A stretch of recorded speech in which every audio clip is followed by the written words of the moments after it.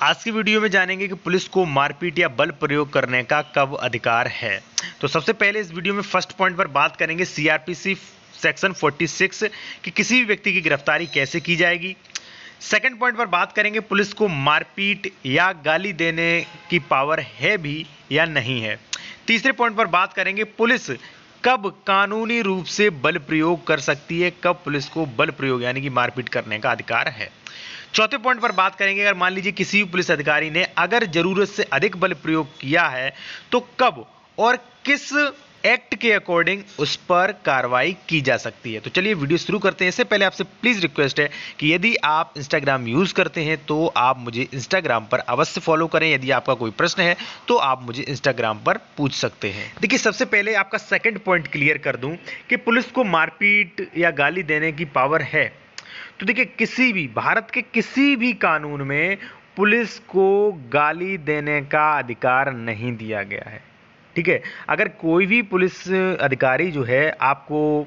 आपके पिताजी के नाम या मान लीजिए आपके समाज को, आपकी जात बिरादरी को लेके गाली देता है और यदि आप उसकी वीडियो रिकॉर्डिंग कर लेते हैं तो ऐसे पुलिस अधिकारी पर मानहानि के लिए आप वाद भी ला सकते हैं, क्योंकि किसी भी पुलिस अधिकारी को किसी भी कानून में गाली देने का अधिकार नहीं दिया गया है। दूसरा पॉइंट है कि क्या पुलिस अधिकारी को मारपीट करने का अधिकार है। तो मारपीट करने का अधिकार भी बिल्कुल नहीं है, लेकिन एक अपवाद है इसमें मैं आपको बता दूं, पुलिस अधिकारी को मारपीट करने का भी अधिकार कहीं भी नहीं दिया गया है। लेकिन जब आप सीआरपीसी सेक्शन 46 को आप पढ़ेंगे तो वहां पर गिरफ्तारी कैसे की जाएगी, तो वहां पर पॉइंट दिए गए हैं कुछ कि वहां पर कोई पुलिस अधिकारी बल प्रयोग यानी कि मारपीट भी कर सकता है। तो चलिए अब जान लेते हैं सीआरपीसी 46 कि गिरफ्तारी कैसे की जाएगी और उसमें मेन पॉइंट जो है वो है कि कब गिरफ्तारी के दौरान बल प्रयोग यानी कि मारपीट की जा सकती है। तो देखिए सबसे पहले सीआरपीसी 46 के अनुसार गिरफ्तार करने में पुलिस अधिकारी या अन्य व्यक्ति जो गिरफ्तार कर रहा है, गिरफ्तार किए जाने वाले व्यक्ति के शरीर को वस्तुतः छुएगा या प्ररुद्ध करेगा जब तक कि उसने वचन या कर्म द्वारा अपने आप को पुलिस अभिरक्षा में समर्पित न कर दिया हो। जैसे मान लीजिए पुलिस किसी व्यक्ति को गिरफ्तार करने आई है तो पुलिस उस व्यक्ति को पकड़ सकती है, प्ररुद्ध कर सकती है, ठीक है, तब तक जब तक कि उस व्यक्ति द्वारा पुलिस को विश्वास नहीं हो जाता है कि उस व्यक्ति ने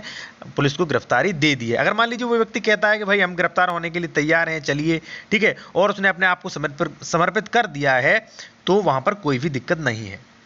दूसरा पॉइंट इसमें यह है, यदि ऐसा व्यक्ति अपने गिरफ्तार किए जाने के प्रयास को बलपूर्वक प्रतिरोध करता है या गिरफ्तारी से बचने की कोशिश करता है तो ऐसे में पुलिस अधिकारी को यह पावर दिया गया है कि उसे व्यक्ति को गिरफ्तार करने के लिए आवश्यक सभी साधनों का उपयोग में ला सकता है। जैसे मान लीजिए पुलिस किसी व्यक्ति को गिरफ्तार करने गई और वो व्यक्ति बल प्रयोग करता है या मान लीजिए गिरफ्तारी से बचने की कोशिश करता है तो ऐसे में पुलिस अधिकारी को सीआरपीसी 46 के अनुसार यह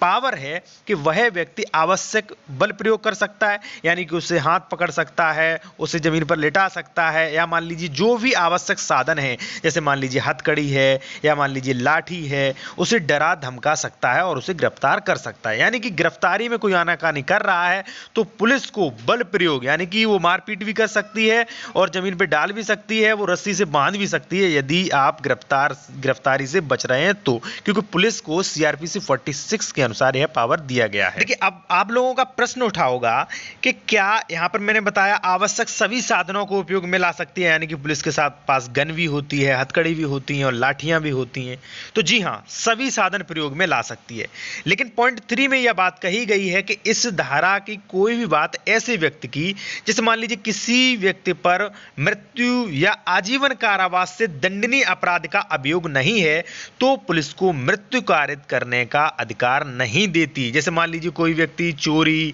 या मान लीजिए मानहानि या मान लीजिए ऐसा उसने कोई ऐसा अपराध किया था जिस अपराध में वह मृत्यु या आजीवन कारावास से दंडनीय नहीं होगा, और वो व्यक्ति यदि भागने की कोशिश करता है और पुलिस से छुटकर भाग जाता है तो पुलिस ऐसी कंडीशन में उसके गोली नहीं मार सकती है। ठीक है, यानी कि ऐसी कंडीशन में यानी कि उतना ही बल प्रयोग कर सकती है पुलिस जितना उचित हो। ऐसा नहीं कि कोई किसी व्यक्ति ने किसी को मारपीट का मैटर हो और वो व्यक्ति पुलिस से बचने के लिए भाग रहा है, गिरफ्तारी नहीं दे रहा और पुलिस उसको गोली मार दे, ऐसा नहीं हो सकता है। ठीक है, यहां पर लिखा है कि अगर कोई भी व्यक्ति मृत्यु या आजीवन कारावास के अपराध से दंडनीय नहीं है तो वहां पर मृत्यु कारित करने का अधिकार नहीं देती है। देखिए, यहां पर आपको ध्यान ये देना है कि गिरफ्तार किया जाने वाला व्यक्ति यदि गिरफ्तारी से बचने के लिए बलपूर्वक प्रतिरोध करता है तभी पुलिस मारपीट या बल प्रयोग कर सकती है। अगर मान लीजिए पुलिस किसी व्यक्ति को गिरफ्तार करने आती है और पुलिस ऐसी कंडीशन में वो व्यक्ति पुलिस को गिरफ्तारी देने के लिए राजी है और उसके साथ चलने के लिए राजी है तो पुलिस आसानी से हथकड़ी लगाएगी और उसको साथ ले जाएगी। मारने पीटने का अधिकार नहीं है।